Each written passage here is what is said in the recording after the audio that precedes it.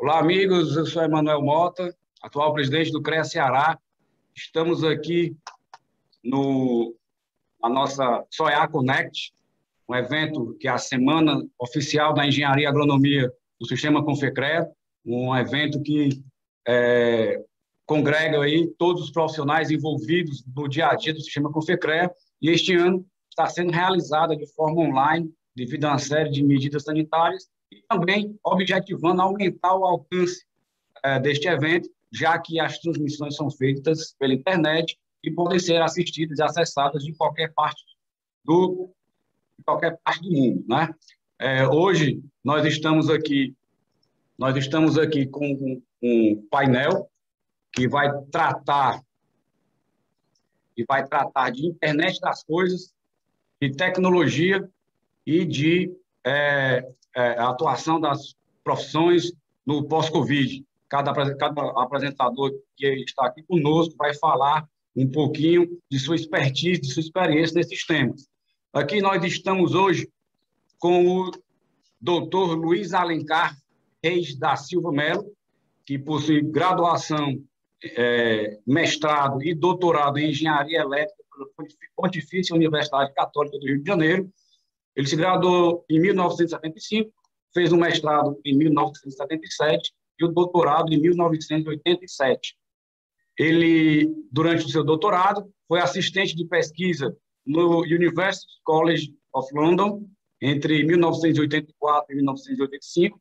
Atualmente é professor associado do Centro de Estudos em Telecomunicações da Pontifícia Universidade Católica do Rio de Janeiro. Foi decano do Centro Técnico Científico, vice-decano de Desenvolvimento do Centro Técnico Científico, foi coordenador do Centro de Planejamento e Avaliações Acadêmicas da PUC do Rio e pesquisador visitante no IMET, onde coordenou a implantação da área de telecomunicações.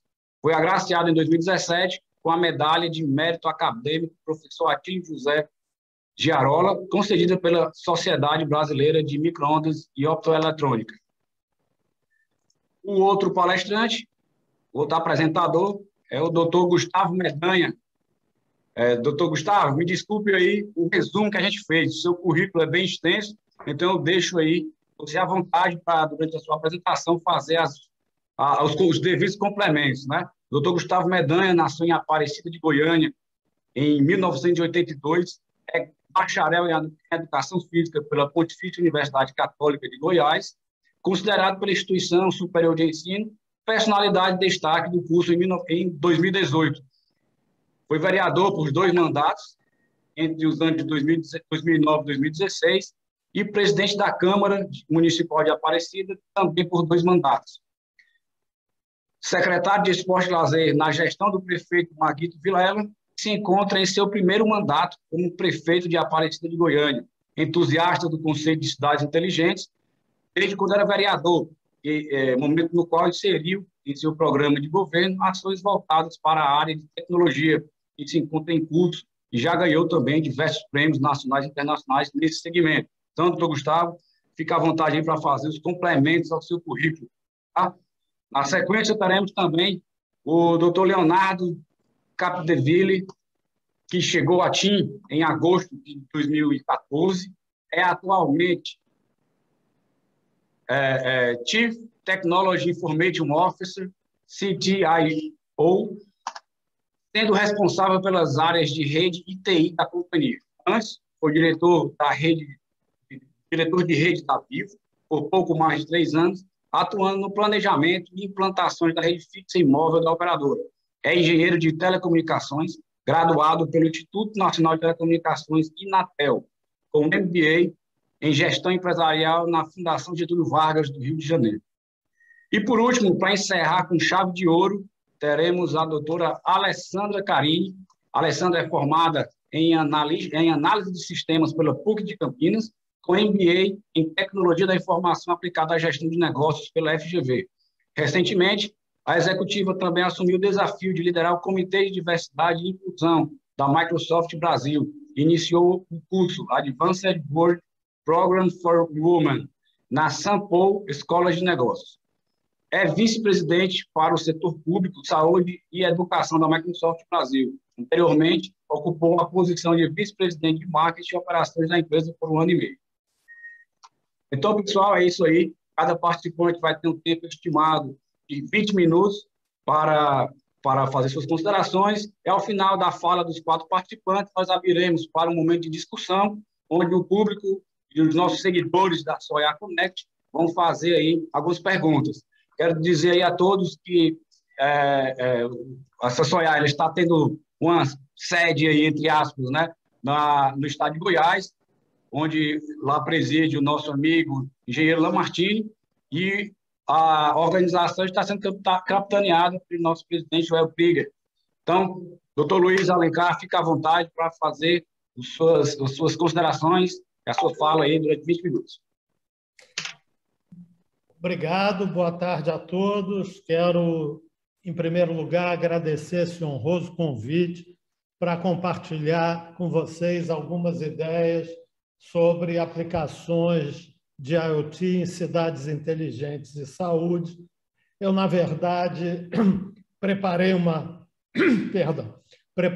colagem aqui de apresentações minhas e de outros colaboradores, vários colaboradores, nesse tema, né? E, inevitavelmente, preparei uma apresentação maior do que cabe nesses 20 minutos, de modo que eu vou pular alguns slides, mas a apresentação fica disponível para vocês, né? Professor não perde a mania de definir e situar as coisas, né? O que é IoT, né? Definição de IoT, ou as definições são diversificadas e estão sempre em evolução.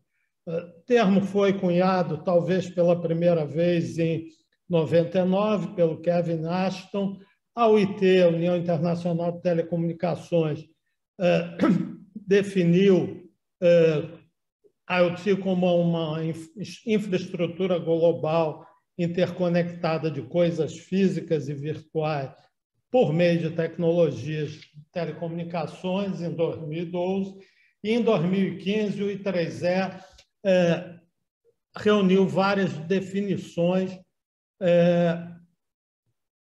de uma forma mais estruturada. Mas eu acho que essa primeira figurinha aqui ilustra o conceito de IoT e a evolução do conceito de comunicações tradicionais para IoT, né? Nas comunicações tradicionais, o objetivo tinha 2 eixos aí: conexão em qualquer momento, em qualquer tempo, 24/7, e conexão em qualquer lugar. E o IoT introduz esse terceiro eixo aí, que é comunicações entre quaisquer coisas, computadores, humanos e coisas, né? Coisas e coisas, principalmente, né? Uma boa definição é essa definição do Gartner, que é uma grande empresa de estudos de tecnologia, que define a internet das coisas como um ecossistema que inclui coisas, comunicações, aplicações e análise de dados. E o espírito está aqui na figura, perdão, é sensoriar, comunicar, analisar e, a partir disso, agir. Então, o sensoriamento, a intercomunicação, a análise dos dados, do grande volume de dados resultantes do IoT, é o que permite se passar para a ação sobre o ambiente. A expectativa do IoT é um mundo conectado com empresas, agronegócio, indústria, redes inteligentes, consumidores, a área de saúde, o setor automotivo, que é bastante importante, tudo conectado numa grande rede e gerando grandes volumes de dados.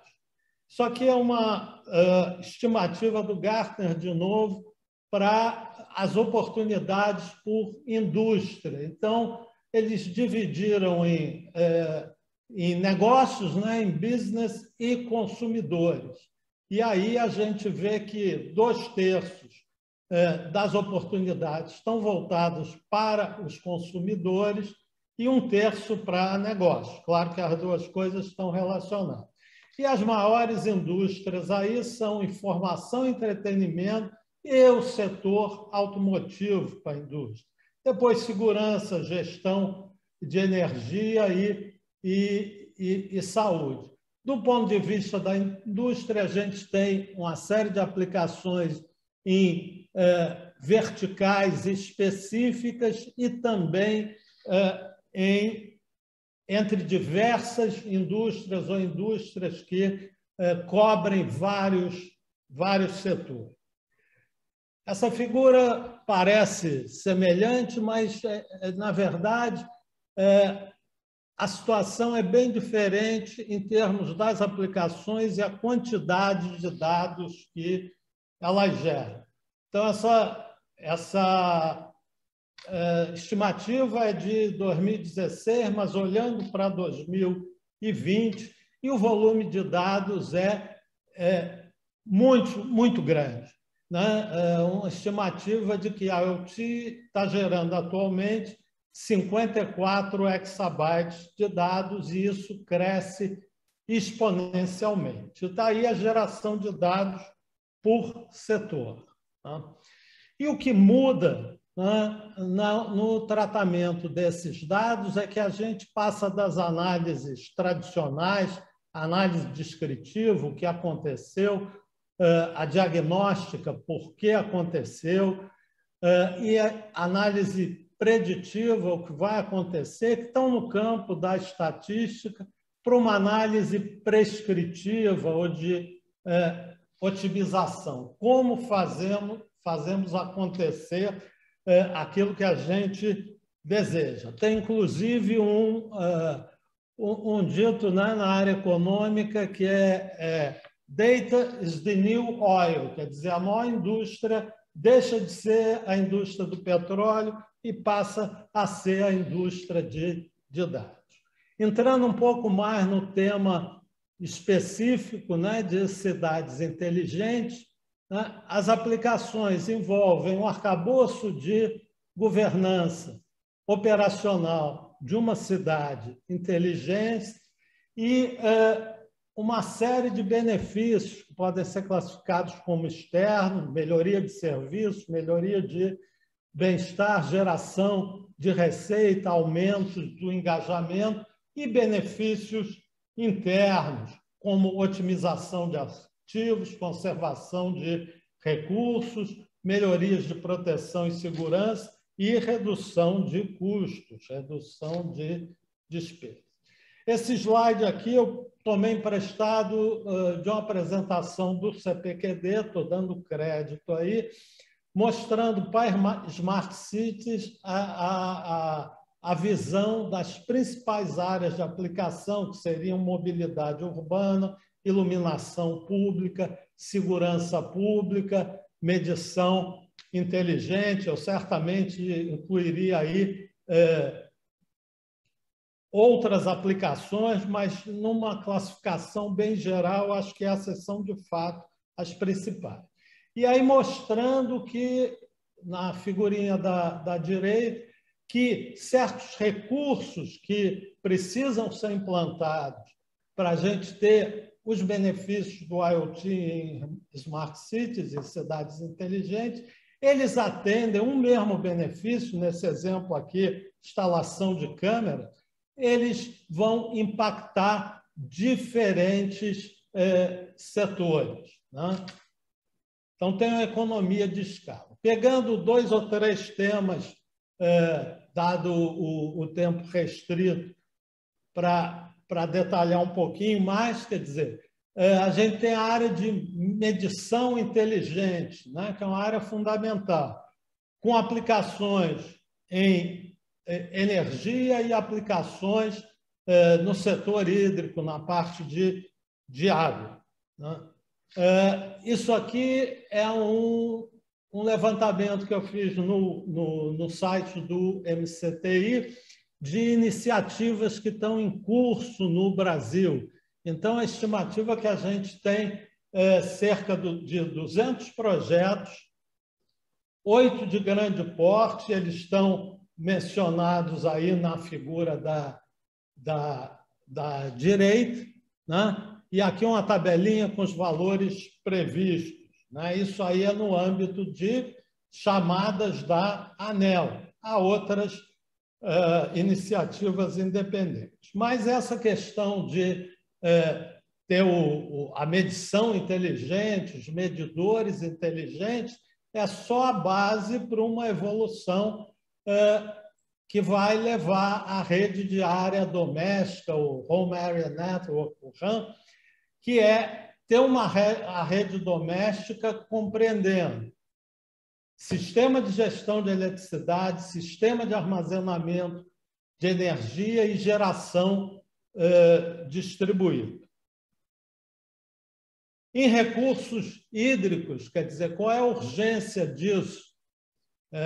Desculpe, esqueci aí um título em inglês, mas nos aspectos gerais, o Brasil está em 20º lugar entre 43 países em perdas de água tratada. Seria o 23º que mais perde água nesse ranking. A gente perde 39% do total da água tratada produzida. E, além de campanhas para o uso racional de água, melhor gestão do consumo de água, o uso de medidores inteligentes para incentivar o consumo consciente, né? É uma aplicação de IoT importante nessa área.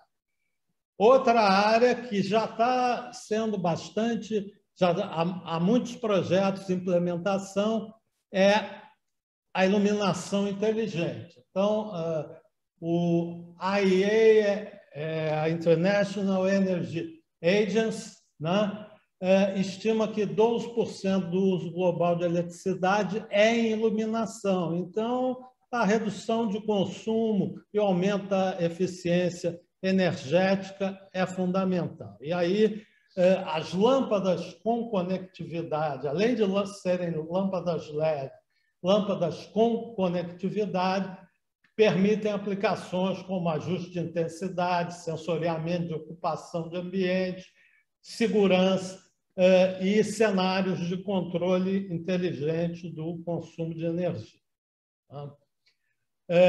Alguns projetos no Brasil, vou passar rapidamente, porque o tempo é curto, mas projetos já em andamento no Brasil. E uma estimativa de custo de implantação de iluminação inteligente em cidade, um custo mais elevado, R$ 1.600 a R$ 7.600 por poste de iluminação para cidades pequenas e médias. Para cidades grandes, pela maior escala, esse custo cai significativamente. Ainda assim, são custos elevados, mas que vão se pagar, né, no médio prazo. Outra aplicação que já está se tornando comum é o carro conectado, veículos autônomos com um grande conjunto de sensores para segurança, navegação, comunicação veículo a veículo, diagnóstico, né? E, quando vierem os carros elétricos, os carregadores sem fio. Os benefícios são para o meio ambiente, para a saúde e para a segurança pública. E, outra vez, isso é um primeiro passo para se chegar a aplicações de veículos autônomos, realmente, né, que envolvem uma estrutura pesada e uma enorme geração de dados para gerenciamento. Mas a gente acredita que em 5 anos a 10 anos, no máximo, a gente vai ter veículos autônomos. Aplicações em saúde, né, que é o outro tema do painel aqui, acho que a gente já está usando, já está acostumado no dia a dia, né? São a telemedicina, que foi particularmente importante nesses tempos de pandemia, né? E os sistemas de monitoramento pessoal, provavelmente vocês têm o celular aí ou algum reloginho no pulso, né?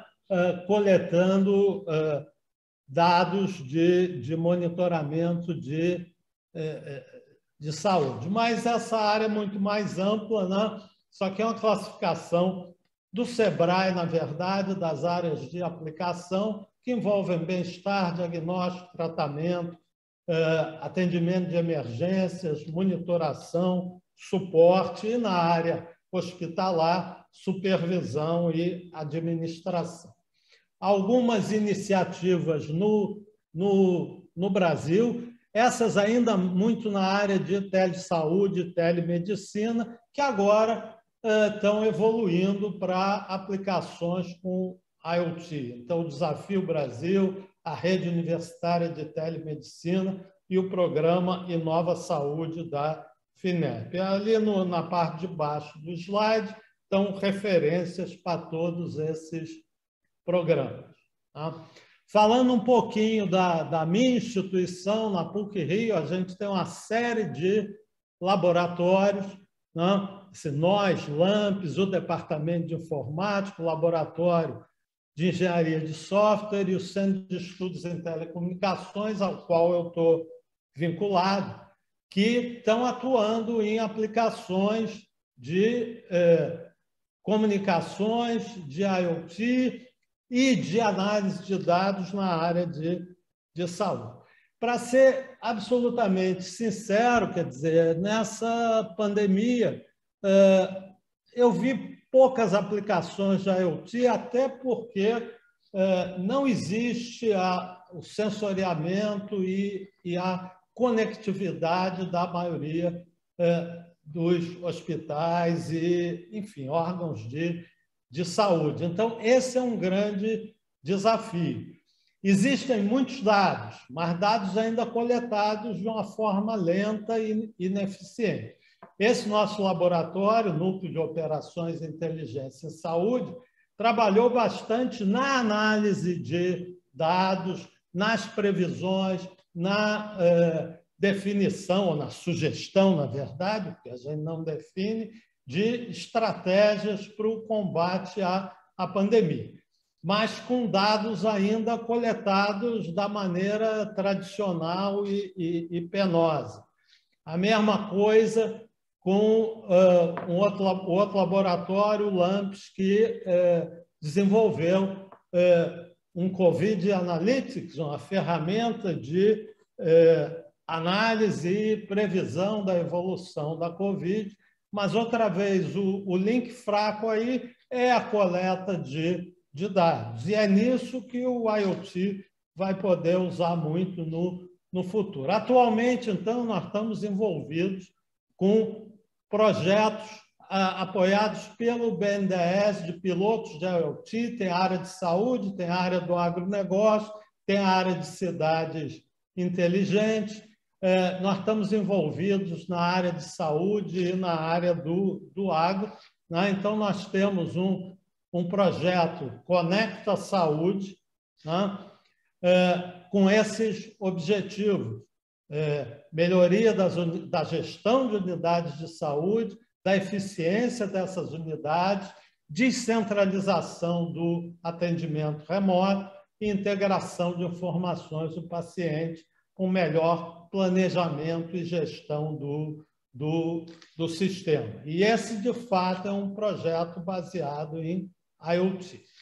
Só para ilustrar o interesse que esse tipo de projeto está gerando, quer dizer, esses projetos são financiados em 50% com o BNDES, mas eles têm uma contrapartida financeira exigem uma contrapartida financeira de empresas e contrapartida não financeira de parceiros tecnológicos que entram com soluções, com rede, por exemplo. A TIM está aí, Leonardo, né? Parceira nesse projeto, fornecendo a infraestrutura para interconexão. e o Inmetro atua como avaliador. Tem um segundo projeto que não é tema da palestra de hoje, mas que vale a pena comentar, é uma das maiores aplicações de IoT, que é no agronegócio, né? Com objetivos de uso mais eficiente de recursos, eficiente do maquinário e segurança sanitária. E aí, outra vez a TIM vai aparecer aí, mas vejam que o agronegócio realmente, a quantidade de financiadores e de parceiros tecnológicos que querem ter a sua solução adotada nesse piloto para alavancar o uso futuro é maior ainda. Bom, eu já estou ultrapassando o meu tempo. A ideia foi dar um panorama geral e dar food for thought aí, colocar algumas ideias para a gente discutir na parte final. Novamente, muito obrigado pelo convite e pela atenção. Doutor Luiz, foi bem na risca. Faltou ainda 3 segundos para encerrar o seu tempo. De qualquer forma, obrigado aí por ter usado o seu tempo adequadamente e respeitando aí o prazo. Agora, gostaria de passar a palavra para o doutor Gustavo Mendanha, para fazer suas considerações. Fique à vontade, doutor Gustavo. Bom, primeiro agradecer o convite, cumprimentar todos aqui da mesa, cumprimentar as pessoas que nos assistem. Se puder liberar a apresentação, já vou começar, até pelo que o tempo é curto. Bom, sou Gustavo Mendanha, prefeito da cidade de Aparecida de Goiânia, e estou no segundo mandato de prefeito, fui reeleito com mais de 90% dos votos válidos. Sou um dos prefeitos de cidades de grande porte, talvez um dos mais jovens, né? E acho que até para falar um pouco sobre esse meu entusiasmo de investir em tecnologia e sobre os desafios que nós temos. A Aparecida tem 600 mil habitantes. No ano de 2016, sou eleito prefeito de Aparecida e aceito um convite do ex-governador e ex-prefeito Maguito para ir à Espanha participar de um congresso de Smart Cities. Nós tínhamos já um projeto para tornar a cidade de Aparecida de Goiânia uma cidade inteligente, mas confesso que estando na Espanha e principalmente vendo todo o trabalho, projetos, nós resolvemos fazer um projeto um pouco mais robusto para a cidade de Aparecida de Goiânia. O desafio, claro, garantir a qualidade de vida e facilidade nos processos administrativos, na vida do cidadão e principalmente dos colaboradores da prefeitura. Tivemos a estratégia inicial de investir em tecnologia, infraestrutura tecnológica. Aparecida, para ter uma ideia, nós estamos próximos de 750 quilômetros de fibra ótica instaladas pelo governo municipal. Isso, se você exclui a Aparecida do estado, a cidade de Aparecida de Goiânia tem mais fibra ótica que todo o estado de Goiás. E a partir daí, obviamente, a gente consegue começar a trabalhar projetos, aplicações e principalmente aquilo que nós queremos, que é uma governança digital. Nos próximos anos, eu não tenho certeza que nós vamos aí ter centenas de cidades investindo em inovação para converter as cidades analógicas em digitais e, no futuro, cidades inteligentes e, obviamente, sustentáveis, com a melhoria significativa de serviços urbanos, aumentando a qualidade de vida do cidadão. A Aparecida já começou o projeto para pensar no futuro da nossa cidade. Os benefícios que nós temos de ter uma cidade inteligente, a eficiência e melhor gestão orçamentária, né, o controle do gasto público, em tempo real, saber tudo aquilo que acontece na cidade, enfim, os investimentos, eles são mais eficientes, eles ajudam a transformar a vida das pessoas. Uma maior inclusão social, aliás, esse tema de inclusão digital também é um tema que nós temos trabalhado dentro do governo municipal. O investimento em tecnologia é pensar também em ter um cidadão inteligente. Então, nós estamos começando pela base. A Aparecida já, além, claro, de todo o trabalho que é feito pela educação, nós também temos buscado investir e, principalmente, levar essa cultura digital para as pessoas, iniciando, obviamente, a partir da educação. Nós já temos hoje 50% das escolas trabalhando com robótica. Óbvio que nós estamos agora retomando as atividades. Nós não teríamos condições de fazer isso se nós não tivéssemos feito aí há pouco tempo investimento em tecnologia. Todas as nossas escolas, né, já têm a internet. Aliás, A ideia do município nos próximos dias, semanas, é começar a inaugurar pontos de hotspot livre para a população. Nós teremos 200 pontos de hotspot livre. E trabalhando a robótica, é começar a trazer essa inclusão para a educação, para as crianças, para que no futuro nós tenhamos realmente cidadãos mais inteligentes e, obviamente, sabendo utilizar todos os mecanismos que nós temos para a cidade. A diminuição do impacto ambiental com a redução em consumo de energia e emissão de CO2, que é algo que nós já estamos trabalhando. Estou aqui agora na cidade administrativa Maguito Vilela. Só para ter uma ideia, nós temos aqui captação de chuva já nesse prédio, e todo o prédio, que são de 7 andares, exceto os elevadores, são alimentados a partir de energia dos painéis solares que estão espalhados aqui dentro da nossa prefeitura. Estamos avançando também para todos os prédios públicos serem dotados a partir de energia elétrica. E já um compromisso que nós fizemos e conseguimos já avançar, todas as UBSs, as unidades básicas de saúde, nós temos mais de 40, já estão funcionando a partir de painéis solares instalados nesses equipamentos públicos da cidade. Obviamente, vamos avançar para todos os prédios públicos serem alimentados. Aqueles que nós tenhamos condições de levar e colocar os painéis solares, nós vamos fazer no prédio próprio, ou até a ideia de se construir uma fazenda fotovoltaica para que nós possamos alimentar, inclusive, a iluminação pública da cidade a partir de energia solar. Com isso, nós temos conseguido trazer uma maior atratividade para as empresas e pessoas a partir das melhorias do serviço público. A transparência, a facilidade que o cidadão tem para abrir a sua empresa, enfim, para pedir uma informação, isso também tem sido levado muito a sério. O que nós temos com isso é um maior grau de satisfação e participação da sociedade civil. Aparecida Smart City, o que é que nós já fizemos? O investimento inicial disse que foi realmente a infraestrutura tecnológica, são 750 quilômetros de fibra ótica, praticamente todo já instalado. Temos um projeto, e aliás, eram 2 os desafios maiores que nós tínhamos quando iniciamos a gestão de Aparecida de Goiânia. Segurança, embora não seja uma responsabilidade do Poder Municipal, mas de certa forma, uma obrigação nossa contribuir, colaborar para que nós possamos minimizar os efeitos da falta de investimento e principalmente da ação prática do Estado nos municípios. A cidade de Aparecida conta hoje com quase 3.000 câmeras em funcionamento. São 650 câmeras que estão instaladas em ruas e avenidas da cidade, além de quase 2.000 que estão instaladas em equipamentos de educação e da saúde. Então, os nossos prédios públicos como todos são videomonitorados, além de ruas, avenidas, praças, parques e locais onde nós tenhamos um grande número de aglomeração de pessoas ou até em pontes da cidade que nós tínhamos muitos acidentes de trânsito. Foi feito um trabalho feito aí a 4 mãos, onde a Polícia Militar, a Polícia Civil, a Polícia Rodoviária Federal, Secretaria do Meio Ambiente, Secretaria de Trânsito da cidade de Aparecida, Guarda Civil, enfim, um trabalho que nós realmente, tecnicamente, escolhemos os pontos onde nós estaríamos colocando essas câmeras. Obviamente, a olhar nu, é quase impossível monitorar e vigiar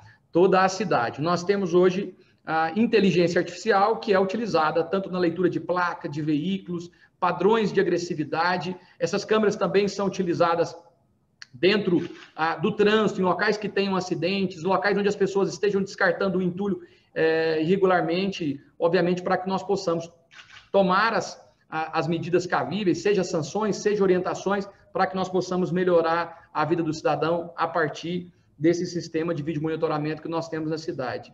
Em suma, né, nós temos poucos meses, né, acho que quase ano que nós estamos aí com o sistema em funcionamento, nós já chegamos em quase 40% da redução da criminalidade, tendo um serviço mais eficiente, tanto do combate, de fato, à criminalidade, seja a resposta a qualquer tipo de ocorrência que tenha, de acidente de trânsito, ou mesmo e de crimes, de acidentes, enfim, ou até na elucidação de crimes, que muitas vezes ocorre e você não tem testemunha, nós também temos utilizado. Inclusive, agora recente, teve um assalto a uma agência bancária que nós conseguimos rapidamente, a Polícia Militar e a Polícia Civil do Estado de Goiás, a partir das câmeras de vídeo monitoramento, de colocar à disposição da justiça aquelas pessoas que cometeram esses crimes. Sobre inteligência e sociabilidade nos serviços públicos oferecidos à população e nas soluções urbanas para a cidade.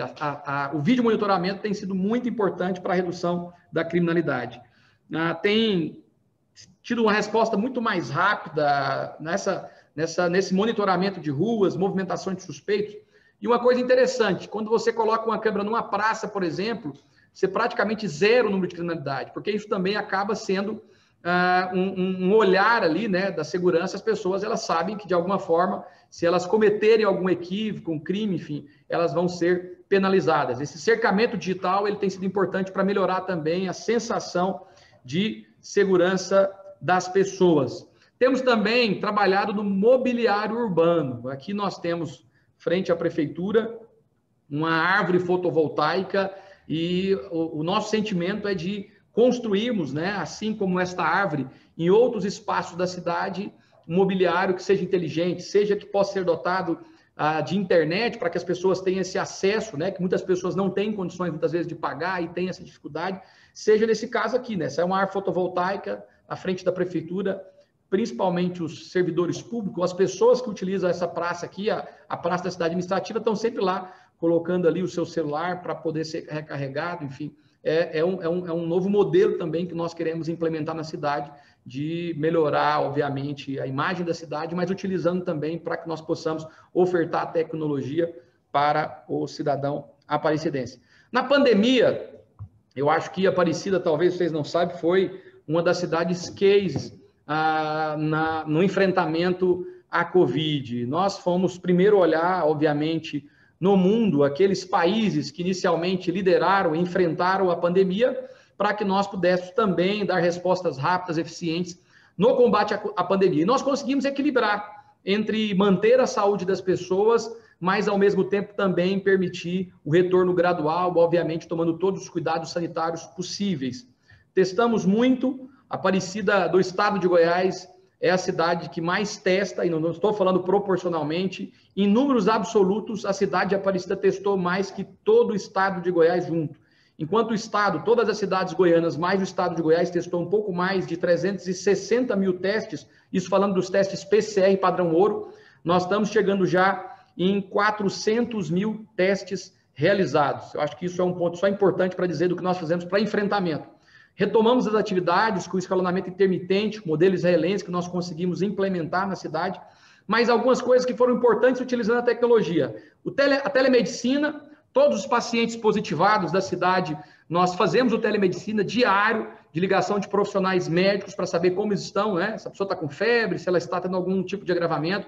As pessoas que são do grupo de comorbidade, a gente empresta um oxímetro para que elas possam fazer aí o acompanhamento da questão do fluxo, né, de respiração no sangue, e também a gente teve condição de monitorar, de saber aonde, né, nós tínhamos um painel onde nós temos ao tempo real aonde estão as pessoas contaminadas, e obviamente você faz aí toda, não só da parte de orientar, mas de certa forma monitorar esse paciente para que evite essas pessoas ir para a rua contaminando outras pessoas. Utilizando também a tecnologia, algo muito importante, que humanizou muito, né, principalmente nesse momento de pandemia, que foi as visitas beira-leito, né, a parceria entre as equipes médicas do HMAP e do Sírio-Libanês.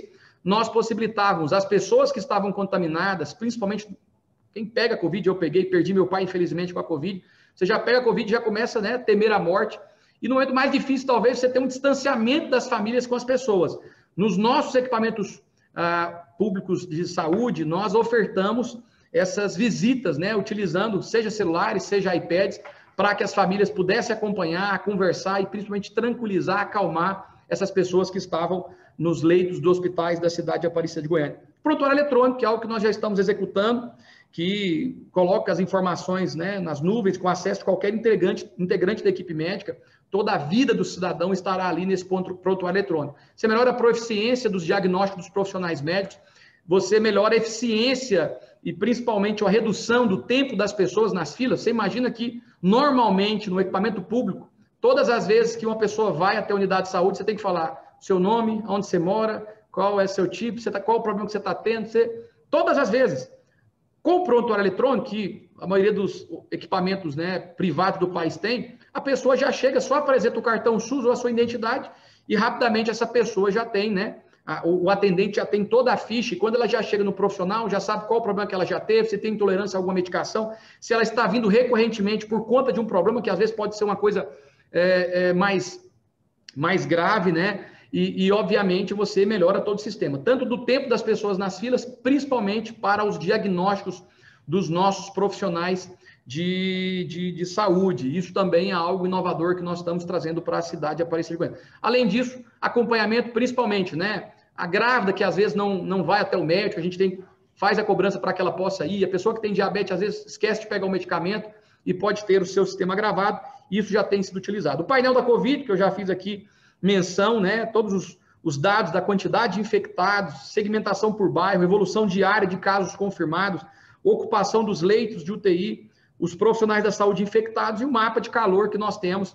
E isso é importante, né? Para que nós possamos, seja tomar medidas regionais, quando você tem um número grande de casos aumentando, ou até, de certa forma, fazer um acompanhamento, e aquilo que eu disse, monitoramento diário dos nossos profissionais. O que nós fizemos na cidade, no momento da pandemia, testamos muito, que é preconizado pelo Ministério da Saúde, pela OMS, monitoramos os pacientes através do telemedicina, ligando diariamente. Aliás, também utilizamos os telemedicinas com os nossos profissionais médicos, com os médicos doutores do Sírio-Libanês, discutindo caso a caso aquilo que nós poderíamos fazer para os nossos pacientes. Cuidamos e, claro, vacinamos com muita eficiência. Fizemos aqui o isolamento social por escalonamento intermitente, que foi importante, que é algo que eu disse aqui no começo. Nós permitimos já no segundo momento o retorno das atividades e nós fizemos assim como Israel fez. A cidade de Aparecida são 10 macro-regiões e dividimos, né, em 4 cenários, verde, amarelo, laranja e vermelho. Dependendo do cenário, você tinha um escalonamento diferente. Ou um dia, cada 2 macro-regiões da cidade fechava, ou 2 dias, ou até 3 dias e meio. O que nós conseguimos? Uma adesão praticamente de 100% da cidade. Mais do que isso, a partir de um diálogo com o setor produtivo, com as indústrias, nós compartilhamos a responsabilidade. Isso foi importante, porque as pessoas sabiam, se elas colaborassem dentro da semana, a gente poderia flexibilizar um pouco mais. Tanto o trabalhador como os empresários, seja o pequeno, micro, médio ou grande empresário da cidade, contribuiu. E mesmo nós reabrindo a nossa economia já num segundo momento, nós nunca tivemos um disparate do número de casos de Covid na cidade. Aliás, nós temos uma das menores taxas de letalidade do país, muito abaixo do estado e também da nossa capital, mas trazendo muita lucidez e, obviamente, utilizando aquilo que nós tínhamos de tecnologia e, principalmente, o que acontecia no mundo e deu certo para que nós pudéssemos replicar aqui na cidade de Aparecida de Goiânia. O aplicativo Saúde Aparecida, o agendamento de testes era feito pelo aplicativo, agendamento de vacina e acesso às informações da unidade de saúde. As UBS, como eu disse, né, desde o início, elas eram utilizadas para vacinação. Aliás, desculpa, todas as UBS da cidade, nós utilizamos já funcionamento com energia solar. E o nosso trabalho é, de fato, utilizar a tecnologia não como fim, mas um meio para transformar vidas, para melhorar a vida do cidadão, seja a partir da educação, seja na saúde, seja na segurança, seja em qualquer secretaria, nós temos trabalhado projetos voltados para melhorar a vida do cidadão através da tecnologia. Aparecida é uma cidade que está investindo muito, e eu vou até confessar que eu tenho um pouquinho de tempo, que quando eu assumo a prefeitura, ainda um menino, meu primeiro mandato eu assumo com 33 anos, na minha primeira reunião, depois de voltar de Barcelona, já com a minha equipe, eu chamo a equipe e falo, olha, eu vou investir mais de 50 milhões de reais em tecnologia. Na hora da reunião, as pessoas não falaram muita coisa para mim. Na hora que terminou, cada secretário começou a marcar comigo. E eu me lembro do secretário, inclusive, que é engenheiro, professor da Universidade Federal de Goiás, e, obviamente, ele gosta muito de fazer asfalto, o professor Mário Vilela, que eu tenho muito respeito. Ele chega em mim e fala, Gustavo, não faça isso não vai te dar volta, as pessoas não vão ver essa questão de tecnologia. Eu lembro a frase que eu disse para o Mário, que eu tenho muito respeito, hoje é um dos defensores da cidade inteligente. Falei, Mário, se eu for pensar os meus investimentos só para as próximas eleições, eu seria muito medíocre. Eu penso não para as próximas eleições, mas para as próximas gerações. Eu não tenho dúvida que a Aparecida tem tornado muito mais atrativa e empreendedora por conta dos investimentos que nós fizemos em tecnologia. Para ter uma ideia, 10 anos atrás, Leonardo, Emanuel, Alessandra, Luiz, nós tínhamos pouco mais de 6 mil CNPJs ativos na cidade. Em 10 anos, obviamente, com tudo que foi feito pelo ex-prefeito Marguito Vilela e continuidade pelo meu governo, o Marguito me entregou o governo com 35 mil CNPJs ativos. 5 anos e pouco depois, nós já estamos chegando em 60 mil CNPJs ativos. Em 10 anos, nosso PIB cresceu em 122%. Nesse primeiro semestre, enquanto grande parte das cidades do país estão sofrendo, né, obviamente por conta da pandemia, nós continuamos crescendo com novas empresas gigantes, com comércios que são abertos diariamente. Só nesse primeiro semestre, entre demissões e admissões, foram quase 6 mil novas oportunidades de trabalho. Investimos muito em infraestrutura, investimos muito em saúde, educação, enfim, mas o olhar que eu tenho sobre a gestão é o olhar sobre o ser humano. Não tem nada que vai fazer com que o nosso país possa crescer, tanto quanto acredito, se não for investimentos precisos e eficientes, a partir desse olhar da tecnologia. Espero que eu possa ter contribuído um pouco aqui com o painel. Agradeço imensamente o convite feito a mim, pelo nosso presidente, o Lamartine. Agradeço ontem ter poder participado, ter feito aí uso da fala. O meu respeito a vocês, engenheiros agrônomos, enfim, engenheiros elétricos, todos vocês que têm contribuído. Cidade de Aparecida não seria tão pujante se não fosse o trabalho que vocês desenvolvem, então meu respeito, meu carinho. Espero em outros momentos poder participar junto com vocês. Eu espero que a minha participação tenha sido aí colaborativa para o trabalho de vocês. Muito obrigado, grande abraço, até a próxima oportunidade. Estou aqui para depois responder perguntas se tiver. Gostando de ver os convidados. Esse daqui ficou faltando ainda 20 segundos. Olha, Gustavo, parabéns aí pela apresentação, parabéns por sua gestão à frente do Poder Executivo Municipal de Aparecida de Goiânia. E eu anotei aqui algumas coisas, no final eu vou fazer umas considerações que eu identifiquei muito com alguns problemas enfrentados por você. Agora temos aí a fala do nosso querido doutor Leonardo. Fique à vontade, Leonardo, faça suas considerações. Muito obrigado, boa tarde a todos, boa tarde aos amigos engenheiros.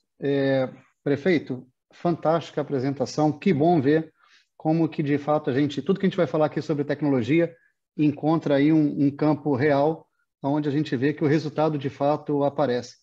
Tem um nomezinho aí em inglês, mas que é muito utilizado, que a gente chama de leapfrog, que é o salto do sapo, ou o salto à distância. E, de fato, o que a gente vê é que a tecnologia é talvez o principal veículo que permite que a gente dê esse salto, né? A gente vai falar um pouquinho aqui sobre algumas oportunidades que a gente tem num país que tem tanta carência, né? Tanta carência em vários pilares do setor público, como saúde, como educação, como segurança, todos eles que o senhor acabou tocando. E a gente vê que, de fato, a tecnologia ela pode ajudar muito. Aqui também congratulo o professor Luiz pela ótima apresentação, e é bacana ver realmente o nome da TIM. A gente está sendo sempre parceiro, não só da PUC, mas de vários setores acadêmicos, porque a gente entende que, de fato, o nosso desafio só pode ser vencido se a gente conseguir juntar a todos os setores, né? A parte da academia, o setor produtivo, as operadoras e também o setor público. Então, o desafio é muito grande. Deixa eu tentar, vou utilizar aqui uma apresentação para poder tocar um pouquinho num ponto que é a respeito do 5G, que eu gostaria de falar com vocês, e para tangibilizar bastante a questão de que a gente está na borda de uma transformação muito grande, uma transformação que está sendo chamada de Indústria 4.0. E essa transformação, ela nasce através da conectividade. Primeiro, precisamos esperar o 5G? Não. Nós tivemos aqui o prefeito Gustavo já apresentando, né, vários casos práticos que estão sendo utilizados hoje. Na palestra do professor Luiz, nós vimos ali falando de agronegócio, de como a gente está usando para dar uma dimensão. Nós temos hoje cerca de 6 milhões de hectares cobertos com cobertura 4G, Narrowband IoT, que é específica para o uso do IoT, em mais de 3.600 cidades a presença dessa tecnologia. Então já temos uma tecnologia que nos permite já fazer muita coisa, mas o que vem pela frente é disruptivo. Começo chamando a atenção por quais são os pilares que de fato fazem essa atratividade do 5G. E são 3 pilares conceituais. O primeiro pilar tem a ver com a velocidade. Enquanto que nós falamos que no 4G, numa excelente conexão do 4G, nós chegamos à taxa de 100 megabits por segundo, quando nós olhamos o 5G, essa taxa pode chegar a 10 gigabits por segundo. Essa diferença de 100 vezes é extremamente significativa. Às vezes a gente fala, olha, então o 5G pode ser 100 vezes mais rápido. E a gente se perde nesse número mágico de 100. Mas se a gente traz para a vida real, 100 vezes mais rápido é a diferença entre uma bicicleta e um caça de guerra. E isso também vai acontecer na conectividade. Ou seja, 100 vezes mais rápido abre um caminho e uma oportunidade indescritível. O segundo pilar do 5G é a questão da latência. Para quem não conhece a latência, muitas vezes a gente trata ela como o delay, é o tempo em que a informação leva para sair do ponto A e chegar até o ponto B. Isso é medido em milissegundos. Então, no 4G, uma boa conexão do 4G, nós chegamos a uma taxa de 50 milissegundos de latência. Se nós pensássemos no 3G, essa taxa era de 150 milissegundos. No 5G, as aplicações prometem chegar entre 1 e 5 milissegundos de latência. E por que isso é fundamental? Porque quando você está operando uma máquina remota, que pode ser uma colheitadeira, pode ser um carro autônomo, pode ser uma locomotiva, pode ser um bisturi, é fundamental que quando você mande o comando, ele chegue do outro lado e seja executado imediatamente. Porque a diferença entre você enviar o comando e esse comando chegar na máquina e ela atuar, pode ser a diferença entre uma colisão ou parar um bisturi na hora que ele tem que parar. Então, de fato, a latência, ela permite abrir para a gente uma enorme oportunidade da gente trabalhar com serviços críticos remotamente. E o terceiro pilar, que diferencia muito o 5G do 4G, tem a ver justamente com a IoT. O 5G ele tem uma oportunidade que é de conectar até 1 milhão de dispositivos por quilômetro quadrado. Então, quando nós pensamos que, de fato, a IoT, a internet das coisas, vai exigir a conectividade de tudo que está ao nosso redor, essa densidade precisa ser tratada.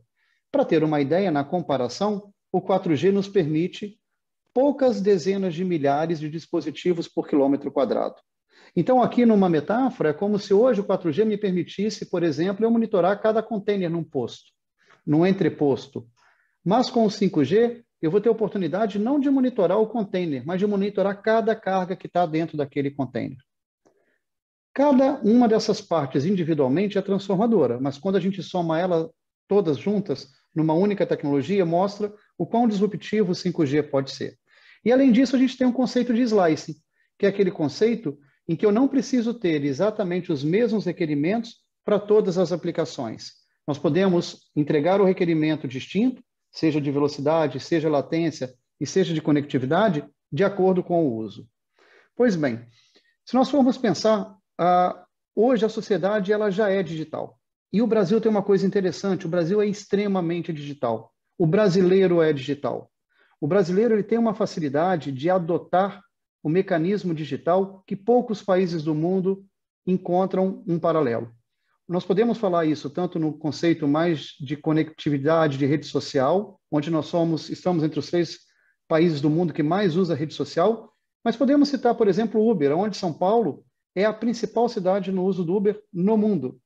Olha o que está acontecendo no Pix, que é uma transferência digital. Como que isso caiu no gosto do brasileiro? A própria votação, e aqui não estou entrando em nenhum tema político, através de uma urna eletrônica. Então nós temos esse paradoxo, que de alguma forma o nosso povo, o povo brasileiro, ele já está apto a essa questão da economia digital. E com 5G, mais uma série de oportunidades se apresentam. O que começa a acontecer é que todas essas oportunidades que a gente tem de uma sociedade digital com essa tecnologia, associado a novas tendências, como a parte de inteligência artificial, uso de motor cognitivo, a possibilidade da gente ter grandes cadeias de dados sendo analisadas em tempo real, tendo o que a gente chama aqui de API, blockchain, que é aquilo que cria ecossistemas para que diferentes provedores de serviço possam se conectar numa cadeia única, vão fazer com que a gente, de fato, abra a porta para aquilo que a gente chama de quarta revolução industrial. Pois bem, a nossa visão é que o 5G é uma plataforma que, de certa maneira, funciona como se fosse uma amálgama, fazendo uma junção entre todas essas oportunidades e tocando diferentes setores, saúde, automotivo, energia, transporte público, segurança, agricultura, mídia e entretenimento e também a parte de manufatura. Para dar uma visão para vocês, recentemente no Fórum Econômico Mundial foi colocado um white paper onde ele mostrava que o 5G era uma das partes primordiais para habilitar a quarta revolução industrial. E ainda tratava de um impacto mundial de cerca de 13,2 trilhões de dólares relativos ao 5G. Nós podemos ver no quadrinho aqui embaixo, em que a gente tem aqui um roadmap previsto, onde cada um daqueles pilares que eu comentei com vocês, seja da latência, seja da velocidade, vai acontecendo ao longo do tempo e vai habilitando diferentes aplicações. Onde nós começamos ali, por exemplo, por volta de 2020, a tecnologia, ela já habilita o uso do que a gente chama de Fixed Wireless Access. Quantas casas hoje que não têm conexão de banda larga adequada, seja pela baixa qualidade ou mesmo pela inexistência, mas que vão começar a ser atendidas pelo 5G, trabalhar com a Smart Home, mas isso indo evoluindo até nós termos aplicações do tipo de realidade aumentada e realidade virtual sendo utilizada na saúde e assim por diante. Bom, o nosso objetivo aqui na TIM é criar, de fato, um ecossistema onde nós temos um ciclo virtuoso, onde, através do investimento do 5G, a gente possibilita o aparecimento de inovação, e por isso eu falo da importância de trazer a academia próxima para que a gente comece a pensar nas aplicações que vão ser utilizadas pelo 5G, o que permite com que a gente aumente a produtividade e a eficiência, o que faz com que a economia cresça, fazendo com que a gente consiga gerar um maior consumo e melhor bem-estar social, o que alimenta de volta o investimento. De certa maneira, essa visão que a gente tem, nós estamos falando do 5G já há bastante tempo. Em 2019, a TIM ela foi a primeira empresa a fazer um teste de 5G no Brasil em rede real. Foi numa cidade chamada Santa Rita do Sapucaí, onde tem lá o Instituto Nacional de Telecomunicações. Nós fizemos uma casa 5G mostrando todas as possibilidades para a indústria, para o entretenimento, para a parte de educação, como que o 5G poderia transformar. E desde lá a gente vem não só preparando a nossa rede para o 5G, mas também atraindo essas oportunidades e essas outras partes desse setor produtivo para a gente estar preparado na hora que o 5G de fato aconteça no Brasil.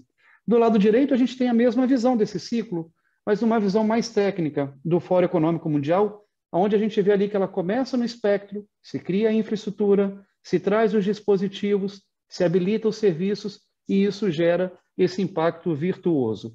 Sempre tendo como foco a questão da segurança, que é cada vez mais importante e mais latente nesse sistema. Vamos falar um pouquinho rápido aqui sobre como que nós enxergamos as nossas oportunidades.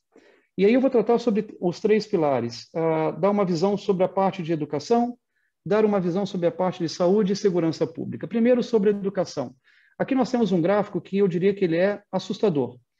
Nós temos o percentual de pessoas em cada um dos países que tem a educação superior completa. Mas aqui a gente pega 2 faixas etárias, como se fossem 2 gerações subsequentes. Pessoas de 25 a 34 anos e a geração anterior de 55 a 64 anos. Nós podemos ver aqui a Coreia do Sul, que na faixa etária de 55 a 64 anos tinha cerca de 20% da população com o ensino superior completo. Na geração seguinte, ela pula para 70%.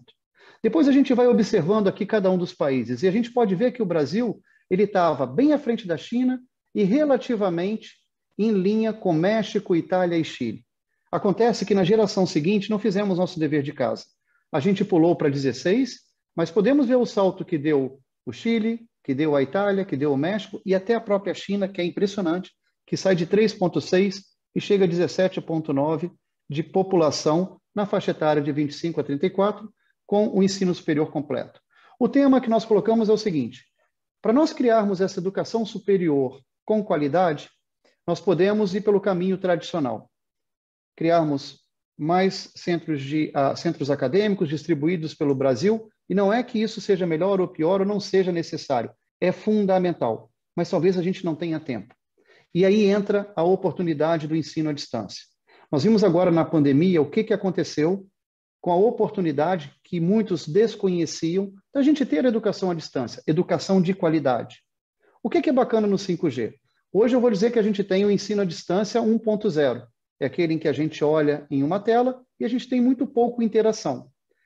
Com o 5G, o que vai ser permitido é que a gente tenha uma experiência como essa que está mostrada aqui na tela, que a gente apresentou em 2019 na Casa TIM 5G, onde, através do uso de uma realidade virtual ou uma realidade aumentada, você pode, por exemplo, nós vemos aqui, manipular uma peça, neste caso aqui, uma parte do corpo humano, e você está fazendo isso e está girando como se estivesse na sua frente, ao mesmo tempo que você está tendo uma aula e com o professor te demonstrando.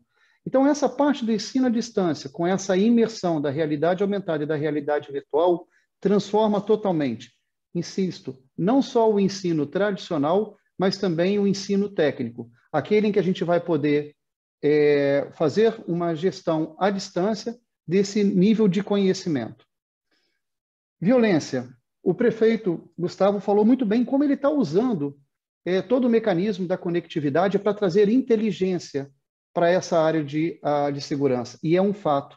A violência é muito cara. É estimado que ela custa 6% do PIB brasileiro. E aí o que é interessante, aqui foi uma pesquisa que foi feita no Rio de Janeiro, onde 74% das indústrias que responderam a essa pesquisa disseram que estavam reavaliando a sua decisão de investimento por conta da violência. O prefeito já comentou inúmeros casos, e aqui a gente traz outros também que podem complementar essa gestão inteligente. E aí eu insisto, essa questão da gente poder ter drones com transmissão em tempo real de imagens e situações, todas as câmeras inteligentes interligadas, e você poder fazer a gestão disso num centro de operação é fundamental. E aonde que o 5G entra? O 5G entra na facilidade da flexibilidade. Hoje, você pode ter uma câmera conectada com uma fibra, mas ela é fixa. A partir do momento que você tem a mesma qualidade, ou até melhor, através do 5G, essa câmera se desloca. E você pode ter imediatamente uma visão no centro de operação de tudo que está acontecendo numa determinada incidência. O que acontece é que você pode ser muito mais efetivo com menor investimento. Por último, e não menos importante, a questão da saúde. Estamos passando agora por uma pandemia, mas eu queria trazer dois números bastante interessantes para vocês. Primeiro, se trata do número de médicos por habitante que nós temos no Brasil. Nós não estamos mal. Se a gente olha o que é recomendado pela OCDE, ela fala de 1 médico para cada 1 milhão de habitantes. No Brasil, nós estamos com 1,8. Estamos ali à frente de Chile, mas muito atrás de Itália e Alemanha. Acontece que, se a gente olha aqui no gráfico à direita, esse número evoluiu muito pouco, em quase 20 anos. Saiu de 1,4 e foi para 1,8. Para vocês terem uma ideia, subir 1 ponto nessa escala significa a gente formar 200 mil médicos. O Brasil forma em torno de 20 a 25 mil médicos por ano. Então, de novo, nós temos um grande desafio de fazer com que a gente chegue a níveis perto, por exemplo, de Itália e Alemanha. Só que a gente tem um desafio maior ainda. Estamos falando de um continente. O nosso maior problema talvez não seja só o número de médicos, mas é como distribuir esses médicos por esse continente chamado Brasil. E, de novo, podemos esperar formar mais 200 mil médicos e aguardar mais 10, 20 anos para que a gente consiga distribuir esses médicos, ou podemos fazer uso da tecnologia. A mesma coisa acontece, e esse número é muito preocupante, sobre o número de leitos para cada 1.000 habitantes. Neste caso, se formos ver, o Brasil não só tem um número abaixo dos outros países, mas esse número, olhando 2009 até 2016, diminuiu. E isso é muito preocupante. Ou seja, nós temos uma quantidade de médicos insuficiente, um número de leitos que não cresceu na medida que era necessária. Esses são números pré-pandemia, mas que nos levam aqui a uma questão, que é: precisamos distribuir melhor esses médicos e, ao mesmo tempo, temos que trabalhar na parte da preventiva para evitar a internação. E aqui tem um terceiro case que é muito interessante, que nós fizemos lá em Santa Rita do Sapucaí, que foi a possibilidade de fazer uma ultrassonografia remota. Como que funciona isso? A pessoa que está aqui segurando o transdutor, passando aqui na barriga da grávida, não é uma médica, nem é uma técnica. É simplesmente uma pessoa que recebeu um treinamento básico, que eu já vou explicar como era. A médica estava a 3 quilômetros de distância. E nós conectamos esse aparelho com o 5G. Através dessa luva que ela está usando, a médica, à medida que ela ia movendo o joystick, ela ia recebendo inputs, ela ia recebendo pequenos sinais na luva, que combinado com a médica, ela podia receber, por exemplo, olha, eu estou recebendo aqui no dedão, eu vou para a direita, na palma da mão eu vou para a esquerda, e ela vai manipulando o transdutor à medida que a médica comanda remotamente. E por que o 5G foi fundamental para fazer isso? Primeiro que para a gente subir todas essas informações com a qualidade necessária, a gente demandou aqui de uma banda em torno de 600 megabits por segundo. Segundo, que a latência tinha que ser muito baixa, porque quando a médica mexia o joystick, o impulso tinha que chegar imediatamente na mão da pessoa que estava operando. Este foi um caso de ultrassonografia. Agora, imaginem que outros exames podem ser feitos remotamente. Isso possibilita que a gente comece a pensar seriamente num hospital digital, onde a gente tem médicos especialistas atendendo a pacientes remotos, fazendo exames complexos como ecocardiograma, a própria parte da ultrassonografia e outros exames mais em tempo real, sem que o paciente tenha que se deslocar. Tenho certeza que o prefeito Gustavo conhece muito bem essa realidade de ter que mandar a ambulância, trazer o paciente nos pontos mais remotos até a cidade grande, simplesmente para fazer um exame. O custo disso é altíssimo. E se esse exame ainda ocorre tardiamente, isso já virou uma evolução da doença que causou uma internação, fazendo que o custo de saúde exploda.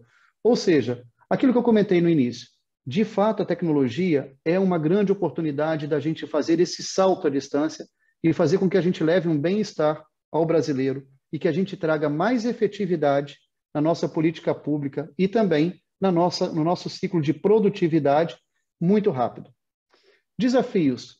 Nós estamos agora à beira do leilão de espectro. A Anatel deve fazer esse leilão provavelmente agora em outubro, também na discussão entre TCU e Anatel.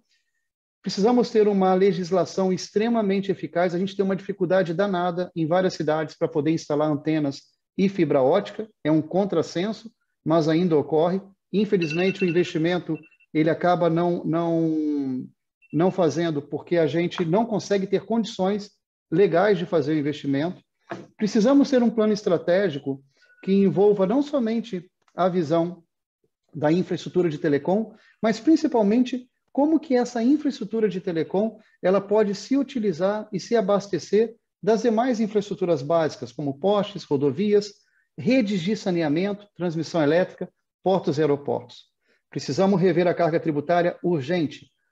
O serviço de telecom no Brasil é o serviço mais caro no mundo em banda larga fixa, em termos de impostos, e é o terceiro de maior tributação em termos de serviço móvel. Em média, se paga no Brasil de 40% a 45% de imposto sobre telecom, o que deveria ser um insumo básico. E, por último, criar um ambiente de desenvolvimento de aplicações que trabalhem junto para que a gente possa desenvolver soluções para o Brasil. Muitas vezes não vai dar para a gente importar a solução, mas a gente vai ter que desenvolver ela em casa. Bom, desculpe, Manuel, acho que passei aqui alguns segundos, mas tentei cumprir aqui o prazo. Passou, mas a palestra, a apresentação, na verdade, foi super enriquecedora, também está dando anotações para que a gente possa discutir ao final. Lembrando aí aos seguidores que estão acompanhando as apresentações, vocês podem fazer perguntas aos convidados, que a gente vai moderar isso aqui conforme elas cheguem, tá? Gostaria de passar a palavra agora para a doutora Alexandra. Fica à vontade aí e faça aí as suas palavras, né? Use aí suas palavras da melhor maneira que puder.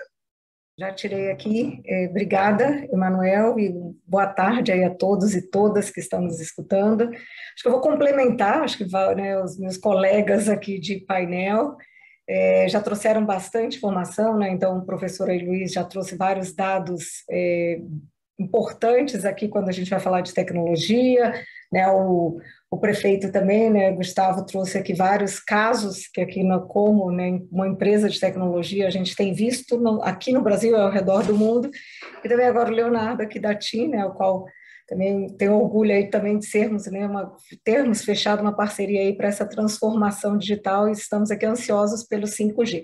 Vou só marcar meu tempo aqui também para eu não ultrapassar, vou aqui ver para eu compartilhar minha tela, eu tenho que botar um sound, e aí depois você me confirma, Emanuel e todos aí, se vocês estão vendo, e eu vou botar no modo apresentação para...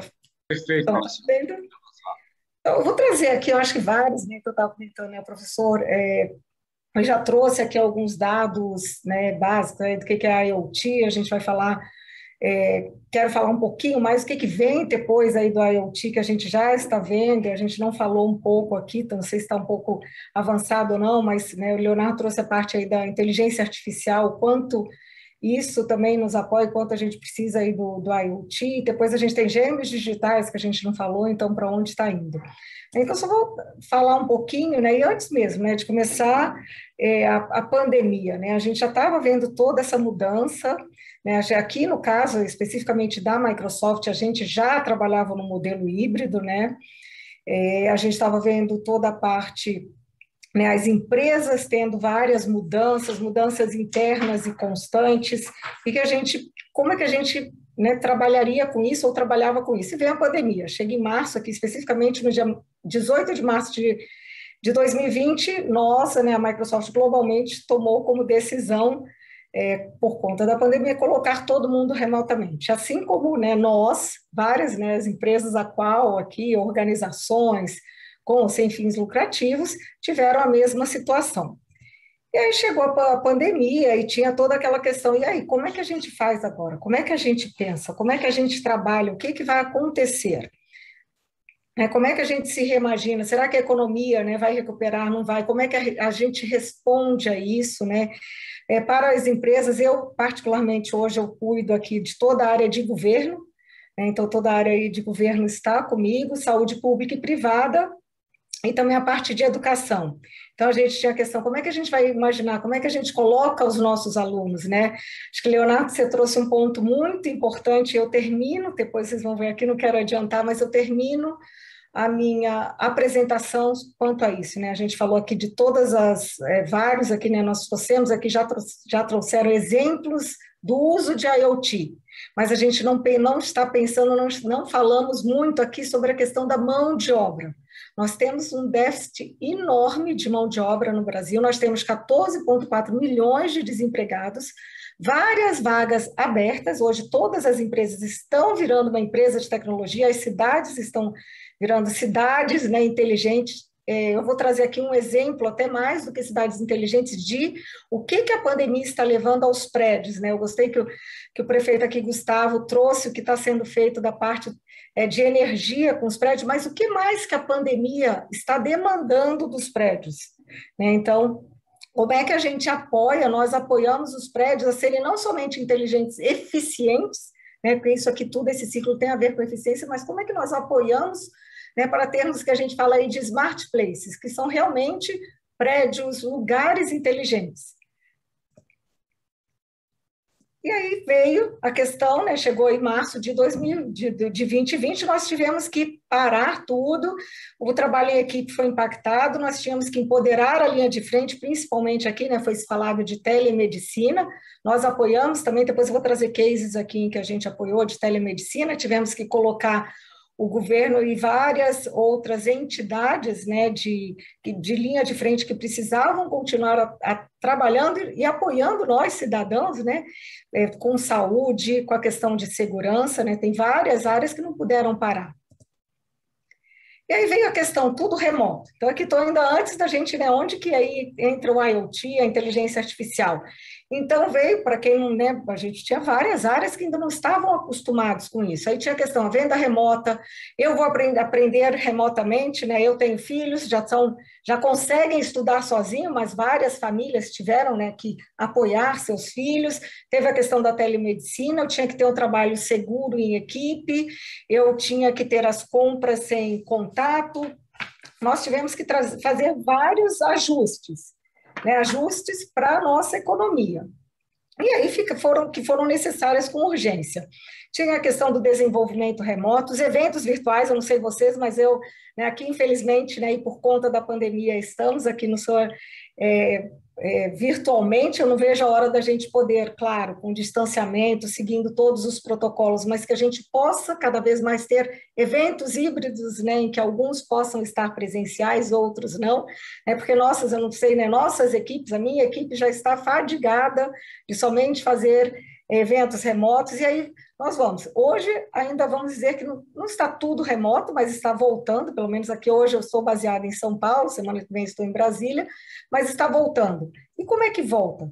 Como é que a gente vai apoiar a retomada do desenvolvimento econômico? Como é que a tecnologia, qual que é o papel fundamental da tecnologia? Pode não ser ainda com o 5G, mas como é que realmente a tecnologia vai nos ajudar, vai ajudar o Brasil a ter a retomada econômica? A gente sabe de todos os desafios, temos lido o que está acontecendo e precisamos voltar. Precisamos realmente reimaginar o futuro. E aí que a gente fala, que a gente vem falar um pouco de inteligência artificial e IoT. Depois eu posso compartilhar, Emanuel, aqui com todos os participantes, né? A Microsoft já faz algum tempo um relatório, então foi mesmo antes da pandemia, né? Está para sair o relatório desse ano, então a gente está trabalhando com um relatório que saiu em outubro de 2020 sobre o uso do IoT. Foi, né, a questão aí que você nos desafiou, vocês nos desafiaram, foi, e como é que o IoT, qual que é o papel do IoT no Covid? Então, assim, teve lá, quando começou a pandemia, então vou trazer um caso, por exemplo, que é o Rilab, que é um teste rápido, um pouquinho diferente daquele teste rápido de farmácia, um laboratório onde que ele usou, né, foi lançado aí, foi em maio do ano passado, ele usa IoT, inteligência artificial, sem ter o uso de agulha, né, onde tem, então a gente não tem o uso de agulha, né, para fazer esse teste. Ele é um furinho muito rápido, como alguns têm aí para a questão de diabetes. Então, esse foi um caso aí do uso do IoT, da inteligência artificial para o Covid, a gente vai ver alguns outros casos aqui. Então, como é que eu uso a inteligência artificial e o IoT para fazer o desenvolvimento? Então, o Leonardo mostrou muito bem, né, e aí o prefeito também trouxe alguns casos já de uso, eu anotei aqui, inclusive eu não conhecia, tá, vocês me desculpem, mas eu já tinha lido antes, né, mas eu não tive a oportunidade de estar fisicamente ainda em Aparecida de Goiânia, né, eu gostaria de ver, porque ele trouxe vários dados, não somente de prédio, né, de vários usos, né, da tecnologia. Para quê? Para que a gente consiga resolver problemas complexos. Eu não vou entrar em detalhes, mas a gente tem problemas de transporte, problemas de recursos, segurança pública, né, como foi falado, a gente poderia estar usando aqui não somente o IoT, mas a gente tem as câmeras inteligentes, mas depois como é que eu conecto? Porque não adianta eu ter a câmera inteligente se depois eu não conectar as minhas bases de dados.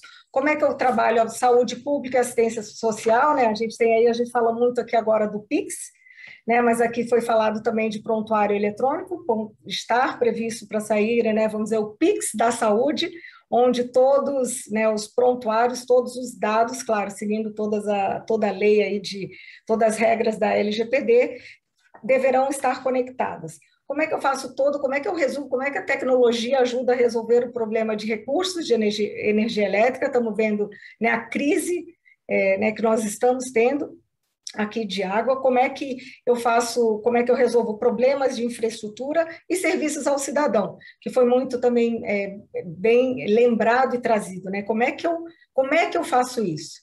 E isso era até mesmo antes da pandemia. E agora eu tenho retorno, os cidadãos, alguns têm medo de, aqui, por exemplo, no caso de São Paulo, ir ao poupa-tempo, porque pode, né, se contaminar. O Covid, a gente sabe, né, estamos aí com o avanço da vacina, né, mas temos ainda, né, ainda tem a questão aí, temos ou não temos essa nova variante, podemos pegar, não podemos, então a gente precisa ainda tomar todos os cuidados. Então a tecnologia, antes mesmo da pandemia, ela já ajudava, já conseguia resolver alguns problemas. Então, como é que a gente acelera esse uso? E aí foi o que eu comentei aqui com vocês, né? Deixa eu só ver meu tempo aqui que eu gosto, eu não estou controlando, tá, Edmar, mas aqui ele está rodando, está aqui com 9 minutos, então estou indo bem. Então, veio a Covid-19 e aí impulsionou ainda mais a necessidade da gente ter espaços e cidades inteligentes.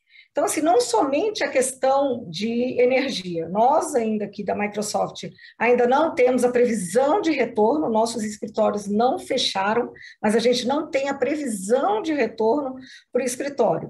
E aí eu já tive a oportunidade de ir no escritório para resolver alguns casos, ele está aberto para resolver questões de nota fiscal, a gente está Tem algumas pessoas que podem ir em virtude, né, de saúde mental, pessoas que estão com alguns desafios de continuar trabalhando remotamente. E aí vem a questão, vamos voltar a trabalhar. Como é que eu faço a triagem térmica? Eu não sei vocês, eu entro, por exemplo, hoje, né, eu sou sócia de um clube aqui, eu tenho algumas, são 4 portarias, algumas delas eu consigo fazer a triagem térmica automática e outras ele vem, né, o rapaz vem lá com aquele termômetro na minha testa ou aqui no punho para verificar. Como é que a gente faz isso? E se eu tiver uma fila grande, se eu tiver num prédio público, ou um prédio, né, onde eu tenho, né, várias empresas, como é que eu vou fazer uma triagem? Cada um vai ficar lá medindo qual que é a fila que se vai criar, não vai ter distanciamento na fila. Então, como é que eu uso a tecnologia para fazer a triagem térmica? Como é que eu garanto que as pessoas realmente estão tendo distanciamento social, e não somente aquele xizinho que a gente tem visto atualmente no chão? Como é que eu faço um layout do espaço, né? Como é que eu faço o redesenho do meu piso do escritório? Várias empresas estão devolvendo, né, os escritórios, mas como é que eu garanto, parece que vão retomar, como é que eu garanto o redesenho do piso do escritório para ter um distanciamento seguro? Como é que eu faço horários de trabalho escalonados? Né? Então, a escola que meus filhos fizeram foi um escalonamento manual. Alguns estão entrando às 8 e outros 8h15, para tentar reduzir o fluxo. Não é automático, a triagem térmica é manual. Tá? Então, manualmente, eles revisam, né, cada criança que entra. Como é que eu faço o controle da entrada? Não estou nem entrando no mérito, né, que a questão vai exigir vacina, não vai exigir vacina, como é que a gente fica? Então, como é que eu implemento, né, práticas de entrada única para visitantes, filas de banheiro, e outras medidas de segurança? A gente está vendo, estamos começando a ver testes em shows, né, testes aí com máscara, sem máscara, com vacina ou não, como é que fica isso? Como é que eu faço a ocupação do elevador? Né? Aqui no prédio onde nós temos escritório, tem lá uma regrinha, lá tem algumas faixas no chão, delimitando quantas pessoas, né? Tem uma fotinha dos pezinhos de frente para a parede, de costa para o espelho, tem aqueles pezinhos no chão. Como é que eu faço a monitoração da higiene? Como é que eu faço acesso sem interação física? Né? Foi falado aqui, como é que eu não tenho a questão, né, do dedo? Né? Tem muitos prédios hoje que a gente tem o dedo, né, que é um tipo de biometria. Então, como é que eu vou fazer com isso? Como é que eu vou limpar? Cada dedo vai ficar uma pessoa lá limpando para que outra entre. Como é que eu garanto a qualidade do ar e a água? Como é que eu faço o monitoramento de limpeza? Isso são questões que empresas vieram nos buscar para ver como é que nós conseguimos auxiliar. Então, a gente já tem hoje, né, prédios que estão fazendo tudo isso, principalmente aqui temos alguns casos de sucesso nos Estados Unidos, com a Bosch, temos um outro caso aqui que são na Singapura, um nos Estados Unidos, temos na Singapura, em que todas essas caixinhas aqui foram atendidas através de IoT, inteligência artificial, sensores, câmeras, tudo isso. Então, é para nós vermos como, né, a gente pode usar a tecnologia na volta aí do retorno ao trabalho, do retorno a um restaurante, do retorno a que nossos filhos, né, possam brincar, encontrar outros. Então, essa é a nossa ideia. E foi falado aqui, né, Leonardo, você também mostrou aqui, né, o uso aí né, vou falar aqui do nome da nossa tecnologia, que é do HoloLens. Ele pode não somente ser para estudo, mas a gente já tem uso de caso, eu não posso abrir, porque aqui eu só estou falando o nome que a gente pode falar, que são empresas que nos permitem que a gente fale o nome, tá? Então, o caso aí do acordo com a TIM é público, é o da Bosch, é o do Rilab, eu só estou falando nomes de empresas que nos permitem que a gente fale. Então, você pode ter o HoloLens para você oferecer experiências personalizadas. Imagine se realmente nossos funcionários puderem trabalhar com segurança em qualquer hora, se eu conseguir realmente antecipar e responder às necessidades dos cidadãos. Então, quando a gente fala aí de cidades inteligentes, né, um dos estudos que a gente está fazendo para uma determinada cidade isso foi antes da pandemia, mas o trânsito já está, pelo menos aqui em São Paulo, já está voltando a ficar igual que era antes. Graças a Deus, espero que sim, que a gente vê que isso é uma retomada, mas então, numa época, né, se você tem um balneário, se você vai, como é que eu faço o trânsito, como é que eu tenho câmeras inteligentes e automaticamente eu poderia mudar, né, e não somente ter que usar aplicativo, mas eu posso mudar o tráfego, eu posso até inverter a mão de uma estrada ou não, ou abrir uma mão dupla. Então, isso é um dos casos de antecipação às necessidades, por exemplo, de trânsito, mas como é que eu me antecipo a N outros casos que existem? Como é que realmente eu posso ajudar as empresas a acessarem em um único clique serviços responsivos e personalizados, né? Então, é independente, se hoje eu estou num plano de saúde, eu vou para o outro, como eu gostaria que todo meu, ou se eu uso um hospital hoje, um determinado laboratório, eu gostaria que tudo que eu faço nesse laboratório estivesse visível para o meu médico. Se o meu médico não é credenciado daquele laboratório, ele tem que usar meu dado para abrir ou tem que dar permissão para ele. Então, como é que a gente faz isso? Né, isso a gente já está trabalhando. Também foi trazido aqui, eu gostei bastante aquela questão de usar, e eu não lembro agora se foi o prefeito, o Leonardo, que trouxe, né, então a gente teve um caso também de usar a tecnologia para os pacientes que ficaram internados em UTI, como é que a gente usava, né, aqui no caso a gente usou a plataforma Teams e outras para fazer conexão. Então aqui é o ecossistema conectado de toda a cidade. Então o professor aí, Luiz, trouxe, né, alguns exemplos, então aqui isso é o que a gente consegue fazer, né, como é que a gente consegue acelerar e ter nossas cidades, que nossos prédios, como é que a gente pode? Então, a gente tem uma série de coisas. A IoT é um pedaço disso aqui. Então, a IoT é um pedacinho disso, onde que eu vou ter as questões conectadas, mas eu preciso de inteligência artificial, eu preciso ter o processamento desses dados e de imagens, posso usar o que a gente chama aí, né, dos gêmeos digitais, então tem uma série de outras tecnologias, vem o 5G para nos apoiar, aí para acelerar, né, para trazer essa tecnologia para várias cidades e para vários usos de casa. Então, como é que eu realmente eu conecto toda a parte de transporte, casa, edifício, energia, água, engajamento com o cidadão e segurança pública? Então, realmente, a gente fala aqui de cidades, mas uma coisa que eu vou passar esse vídeo agora, vocês conseguem só me confirmar se vocês conseguem escutar? Por favor. Quando o inesperado chega de repente, sim, não? Como você reage?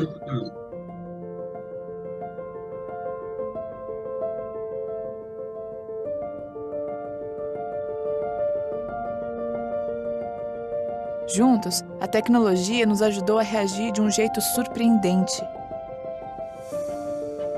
Quando tudo ficou distante, criamos caminhos mais rápidos e seguros para o reencontro. Milhares e milhares de pessoas conectadas no Brasil e no mundo. Quando muitas se sentiram sozinhas, nossa amiga fez toda a diferença.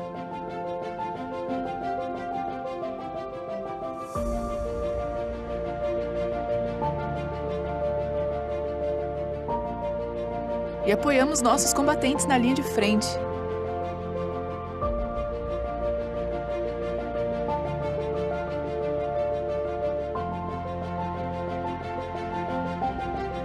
E quando precisaram de conforto, ajudamos a encontrar e ser o elo com o ouvido amigo.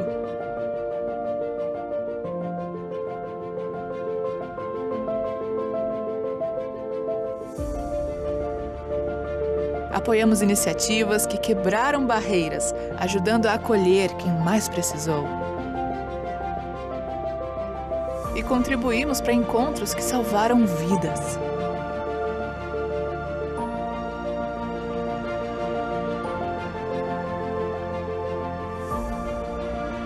É tempo de reinvenção. Aprendemos com o passado, transformamos o presente e já vivemos o futuro. Nós somos a Microsoft Brasil e estamos prontos para encarar os desafios do novo mundo com você. Quando o inesperado chega de... Pronto.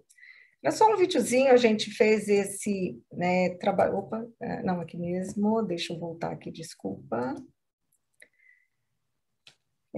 Nós fizemos esse vídeo no lançamento do Mais Brasil, que foi um programa que a gente lançou em outubro do ano passado, em parceria aí que é para acelerar a economia do Brasil. E quando a gente fala, né, que a missão da Microsoft é empoderar cada pessoa e cada organização do planeta a conquistar mais, a ideia é realmente essa: como é que a tecnologia pode empoderar empresas, cidades e organizações, sejam aí por conta do Covid ou pelo que nos espera pela frente, espero que sejam tempos melhores. E quando, né, e só trazendo, então, como eu comentei ao último slide, mas a questão toda é, então, como é que eu capacito, né, como é que eu trago pessoas, como é que eu capacito para que as pessoas estejam preparadas para utilizarem essas novas ferramentas, essas novas tecnologias. Então, nós temos um compromisso, aí nós fizemos uma parceria com o Ministério da Economia e com o Cine. Cine é a plataforma de empregos do governo, para que a gente faça um match. Então, a gente tem, estamos trabalhando para capacitar 5,5 milhões de profissionais em habilidades digitais, seja letramento digital. Quando a gente fala letramento, é realmente em tecnologia básica, né, seja Word, Office e outras tecnologias, até mesmo IoT, inteligência artificial, porque nós vamos precisar, vem o 5G por aí, vem outras tecnologias, e nós precisamos fazer esse trabalho. Então, o nosso papel também, se vocês não conhecerem o programa, depois eu posso também colocar para que a gente consiga juntos aí fazer a divulgação e depois consiga fazer o match dessas pessoas que estão sendo treinadas com as vagas que o governo disponibiliza na plataforma Cine. Então, eu queria agradecer mais uma vez, eu quis trazer alguns casos, a gente tem inúmeros, né, de casos aí do uso da tecnologia, mas eu acho que a gente não pode esquecer realmente da questão da capacitação dos nossos jovens, dos nossos adultos e de pessoas que precisam aí trabalhar, e a gente está demandando por isso. Hoje toda empresa é uma empresa de tecnologia, hoje nós concorremos cada vez mais não com os nossos concorrentes de tecnologia, mas com as empresas que estão virando empresas de tecnologia. Eu queria agradecer, era isso, e conseguir finalizar aí, acho que dentro do tempo, né, Emanuel? Vou parar de compartilhar. Está ótimo, foi tudo certo. Antes de a gente entrar aqui nas perguntas, eu anotei alguns comentários de cada um, e até acaba que, não sei se vocês também creem em Deus assim como eu creio, e acabou que Deus colocou bem numa sequência bacana, né? O professor Luiz tratou sobre os conceitos de Smart City, né? Na sequência, a gente teve aqui o prefeito Gustavo, que falou sobre sua experiência em Smart Cities. Depois o Leonardo, que tratou aqui de uma infraestrutura necessária para se trabalhar com a internet das coisas e transformar uma cidade em uma cidade inteligente. E a Alessandra Carini aqui veio com as soluções de uma das maiores empresas do mundo, né? Apresentando as capacidades de soluções. Daí eu queria propor aqui aos senhores, que eu acho que pode ser que tenham ficado algumas perguntas, eu queria uma interação entre vocês, eu sugeri aqui, na verdade, a interação de vocês, para, se tiver alguma curiosidade, colocar, podem pegar a palavra aí e comentar alguma coisa.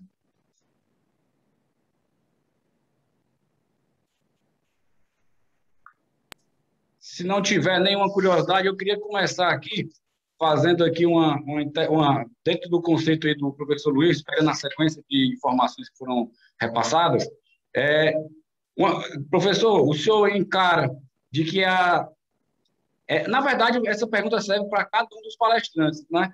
A gente vê que são muitos conceitos novos, né? Smart City, por mais há anos que venham sendo estudados esses conceitos, mas são ainda culturas a serem implementadas no dia a dia dos planejamentos estratégicos das prefeituras, dos governos, enfim, do Poder Legislativo, ao gerenciar, ao propor leis, né? E você vê que essa mudança cultural, o Brasil, ele se mostra muito resistente, o brasileiro, na verdade, né? Ele se mostra muito resistente em fazer essa mudança cultural, ou pelo que o senhor está acompanhando, isso vai acontecendo de forma suave? Não, eu acho que ao contrário, né? O brasileiro tem enorme facilidade de utilizar e absorver novas tecnologias, né? Eu acho que é da nossa cultura, em alguma medida, das nossas dificuldades passadas, né? A automação no setor bancário brasileiro adotou com enorme facilidade, porque não... Eu sou mais velho, vocês talvez não lembrem tão bem disso, mas ia ao banco 2 ou 3 vezes por dia, porque você tinha que viver com aquela inflação, então tinha que ter um monitoramento constante, uma ação sobre o teu dinheiro, né? Contínuo. O voto eletrônico, né, foi uma solução que aqui foi adotada até agora com grande facilidade. Então, e a gente percebe que questões de redes sociais, de aplicações, o Pix está fazendo um número de usuários enorme, então eu não vejo nenhuma dificuldade, vejo, ao contrário, uma quase que voracidade da população por abraçar essas novas tecnologias. Não vejo dificuldade aí, não. Não sei, vocês que vivem mais o dia a dia, eu estou mais na academia, se vocês têm a mesma impressão. Professor, eu concordo plenamente.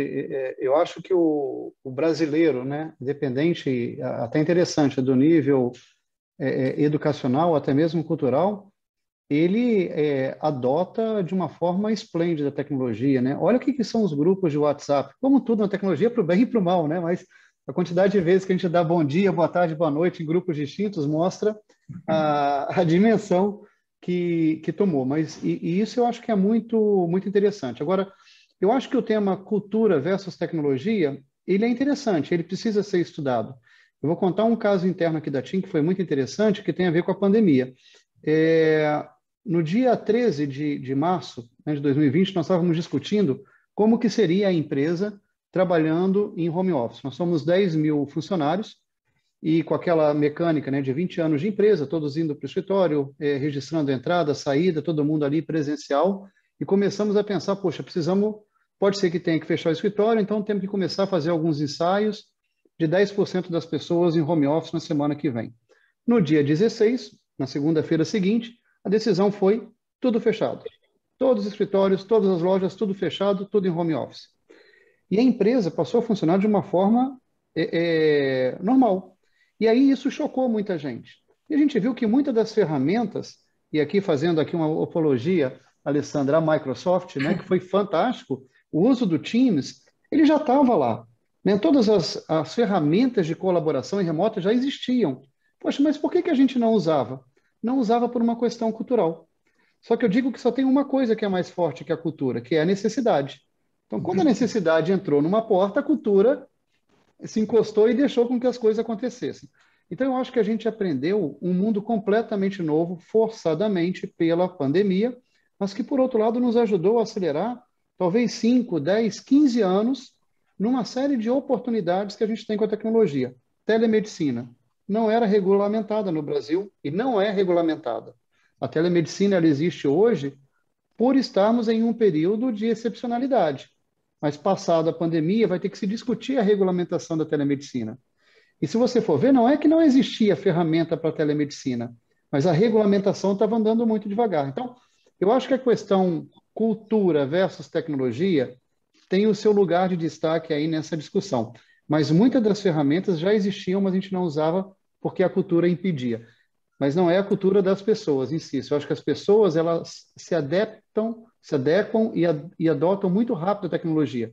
Mas as culturas corporativistas, às vezes, tendem a ser mais resistentes.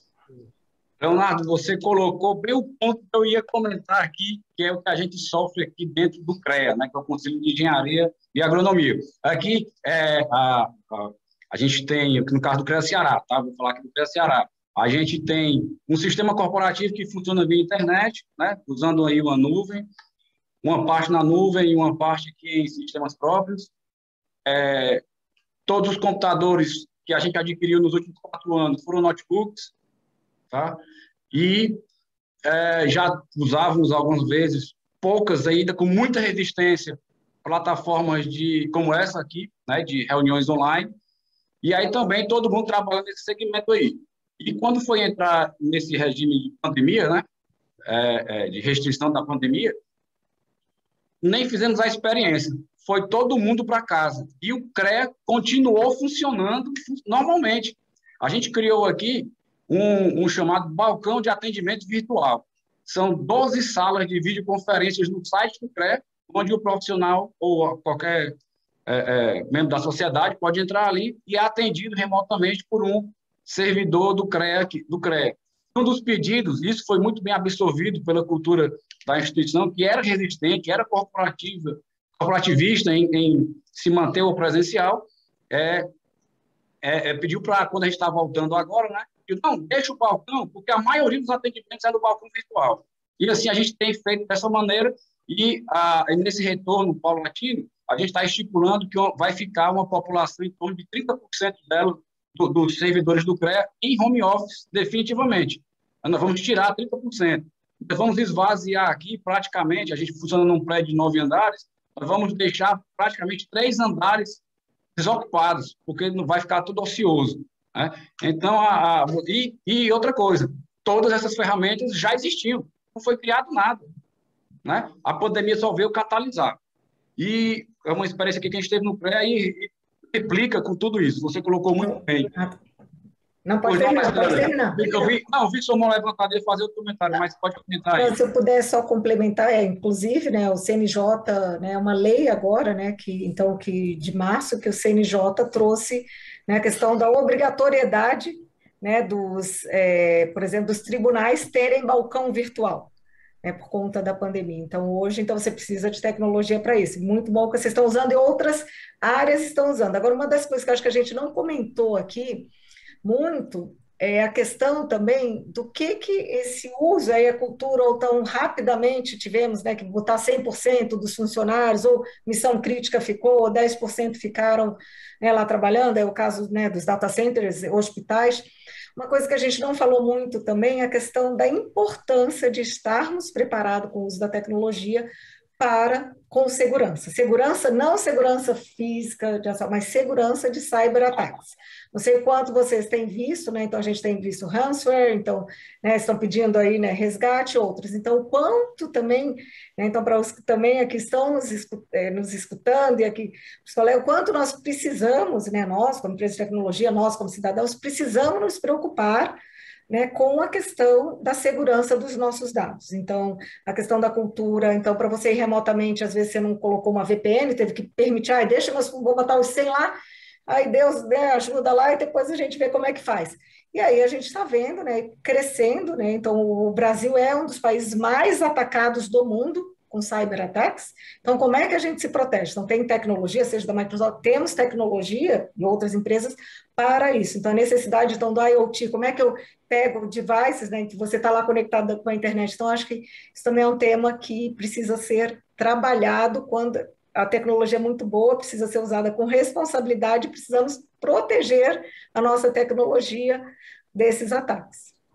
Perfeito. Inclusive, tudo depende do alvo, né? O Brasil é um país que tem mais celulares, né, Leonardo? Por per capita, o Brasil é o país que tem mais dinheiro de plástico, então tudo vira escudo, né? Devido ao tamanho populacional do continental do Brasil. Mas eu queria ter uma pergunta aqui de um das pessoas que estão assistindo pela internet para o prefeito Gustavo, que agradeceu e parabenizou pelo trabalho à frente da prefeitura, certo, prefeito? E pergunta o seguinte: se as árvores fotovoltaicas elas geram a energia para lâmpadas acopladas à árvore ou ela injeta essa energia gerada na rede? Não, na verdade, ela gera para uma bateria e aí você tem lá plugs de tomada para que as pessoas possam recarregar celulares ou qualquer equipamento. Então, ela é para ser usado ali, né? Enfim, você tem outros tipos de mobiliários urbanos que fazem isso, além de oferecer a internet, você tem condição também de oferecer energia para as pessoas, principalmente que é um prédio público, tem muita gente, para elas colocar os seus celulares na hora do almoço ali para poder recarregar. Agora, a ideia realmente é ter outros equipamentos como esse, seja bancos, seja árvores fotovoltaicas, enfim, você tem uma série de mobiliários urbanos que você tem condição de fazer isso. Pontos de ônibus é algo que nós estamos avançando aqui para ter painéis solares, para ter ali, de alguma forma, informação para a população, internet para as pessoas. Eu acho que tem uma infinidade de possibilidades. Perfeito, prefeito. Aqui também no CREA a gente está fazendo isso. A gente está gerando nós estamos contratamos agora uma questão de uma usina solar para gerar toda a energia consumida pelo nosso regional aqui no estado. E estamos fazendo um projeto piloto de a fiscalização ser feita em um carro elétrico, 100% elétrico, né? Então, estamos também fazendo essa mudança aqui no estado. Também, né? A utilização dos veículos. Enfim, a gente está com um projeto aqui para que os servidores deslocando entre prédios públicos, nós possamos utilizar carros elétricos. Estamos buscando aí fazer uma parceria com o governo do Distrito Federal, que acredito que é o único, pelo menos que eu tenha conhecimento, que são mini carros para que os servidores possam andar entre as repartições públicas. Exatamente. E uma outra coisa aqui que eu observei, que todos vocês falaram em ecossistema, né? E eu vi o último slide aí aliás, o último slide não, um dos slides aí da apresentação da Alessandra, seria um ecossistema ideal, né? Tudo interligado, funcionando ali. Ideal, né? É o ideal. Quando eu chego em casa, eu já coloquei ali um assistente, né? A gente diz, se eu devo dizer, né? Alexa, cheguei. E aí acende luz, faz o caminho, liga, enfim. Bem bacana. E, entre outras coisas, a gente pode fazer tudo isso. E aí eu deixo aqui uma pergunta. Esse ecossistema, ele é possível com o que a gente está vendo a nível de hoje, ou a gente só vislumbra esse ecossistema bem complexo quando a gente estiver numa curva ascendente do nosso crescimento exponencial? Você diz aqui para o Brasil.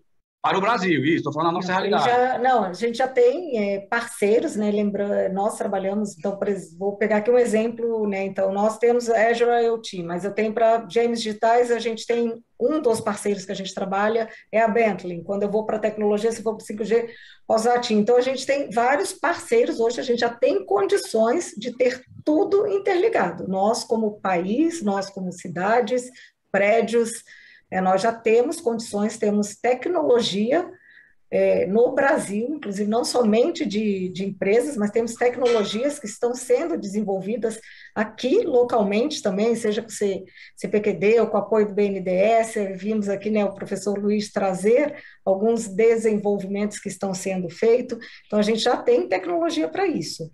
A questão, claro, tem toda uma maturidade, se a gente for, né, vai lá para o sertão, a gente não tem ainda conectividade, se a gente for, acabamos de lançar aí com a Vale, com o Instituto e a Amazon para controlar a questão do desmatamento com o uso de inteligência artificial. Então, a gente mesmo lá sendo, né, inóspito, a gente consegue fazer uso disso. Então, a gente tem tecnologia, sim, aliado aí várias empresas juntas conseguem fazer com que aquele ecossistema, com que aquilo se torne realidade.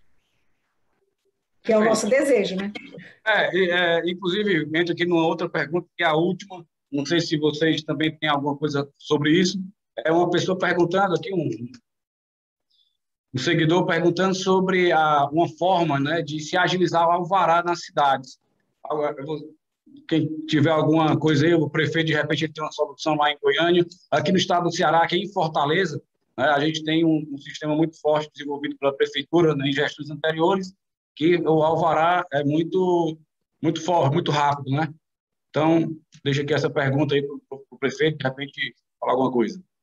Olha, a gente tem feito isso aqui em todas as secretarias, né, para facilitar realmente os alvarás, o acesso, aliás, a tudo aquilo que a prefeitura tem enquanto serviços, é algo que tem se desenvolvido ou pela prefeitura, pelos técnicos, ou pela Universidade Federal de Goiás. A gente faz a parceria e tem vários aqui que nós já temos utilizado. E até algo que eu não disse aqui, eu acho que é importante, aqui na Prefeitura de Aparecida, isso não estava na minha apresentação, mas acho que é válido também, nós utilizamos aqui uma espécie de Uber governamental. Então, todos os veículos da Prefeitura, os servidores, secretários, utilizam a plataforma própria, onde eles solicitam as viagens, enfim, nós conseguimos economicidade grande com isso, acho que é algo importante também, que não estava na minha apresentação, mas para dizer que é um projeto que, aliás, nós buscamos em parceria com a Prefeitura de Recife e nós implantamos aqui a partir desse desenvolvimento da Prefeitura que foi disponibilizado para nós.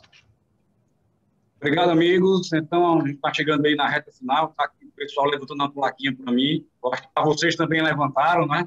Então, queria agradecer a todos vocês e dizer de que foi uma oportunidade incrível para levar essas informações aos profissionais do sistema Proficrea, a todos os engenheiros, agrônomos, profissionais de geociências, enfim. Nós somos mais de 1,5 milhão de profissionais no Brasil inteiro, certo? Aqui no Ceará nós somos um número de 30 mil e é um grande mercado que se abre para receber essas tecnologias, receber os serviços de vocês e poder operacionalizar como o nosso amigo aí, Gustavo Mendanha, fez lá em Aparecida. Então, muito obrigado, uma boa noite a todos vocês e até a próxima. Obrigado, foi um prazer. Igualmente, Valeu. Obrigado a todos. Grande abraço, tchau, tchau. Obrigado, valeu, tchau, tchau.